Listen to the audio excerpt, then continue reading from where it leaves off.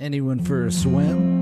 This incredibly suspect Thai zoo had an exhibit where you could just hop on this rusty makeshift raft and dangle meat over the side for the crocodiles. Keep watching to find out about the most dangerous tourist destinations in the world. Number 10. Hawaii Volcano Tours. In Hawaii, a state so unique and far away that sometimes I forget it's even a state, you can bike or hike up volcanoes. It's a great way to sightsee and get some exercise, but unfortunately, volcanoes can also kill you. You'd think the biggest danger from volcanoes comes from lava, but that's not the case. In 2007, the National Park Service had to temporarily shut down the bicycle tour due to 3 deaths and various injuries that occurred within the span of a year. The 3 deaths were due to people losing control of their bikes on the challenging downhill trail. But people standing on solid ground without bikes have died as well.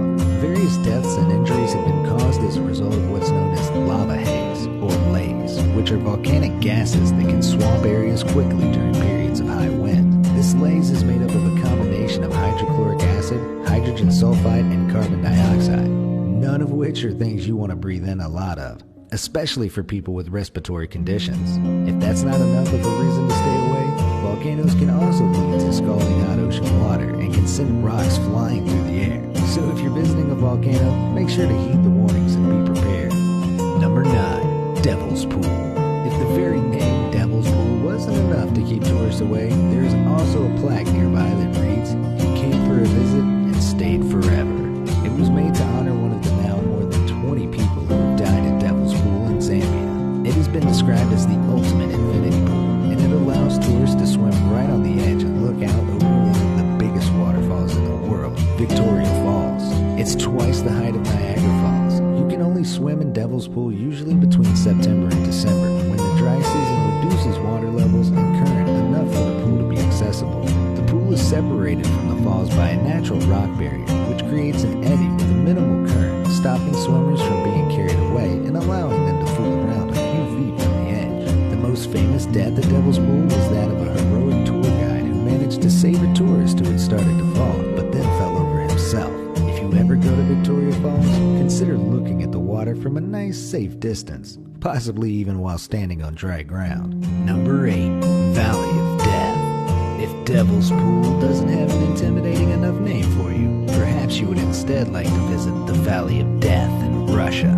Thanks to nearby volcano Kipinik, the Valley of Death has a high concentration of toxic gas that accumulates in the valley's lowlands without wind to blow it away.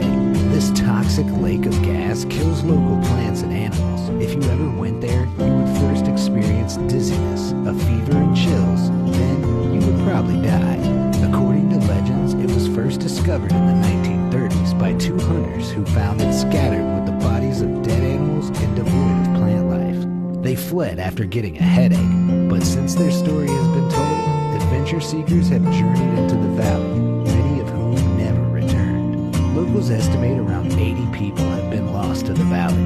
It's closed off to tourists for obvious reasons, but because we humans just don't know how to leave things alone, there are in fact ways for tourists to visit. You can view the valley and the beautiful landscape from an observation deck, which was built at a safe distance away. If that doesn't cut it for you, you can take helicopter tours over the area and just hope you don't crash and end up in some bizarre stalker-esque scenario. Number 7. Yosemite Half Dome. Half Dome is a huge granite dome in Yosemite National Park, California. It's a famous rock formation in the park, and it's pretty easy to see how it got its name. One side of Half Dome is a sheer rock face, and the other 3 sides are round and smooth. The crest is 4,737 feet above the valley floor. It would be totally harmless if people would just leave it alone, but everyone knows that's not how people operate. The Yosemite Search and Rescue Team responds to about 100 incidents each year, from dehydration to much more serious issues. Though it might look deceptively easy, it's not for the out of shape or faint of heart. 8 people have died hiking up the trail on Half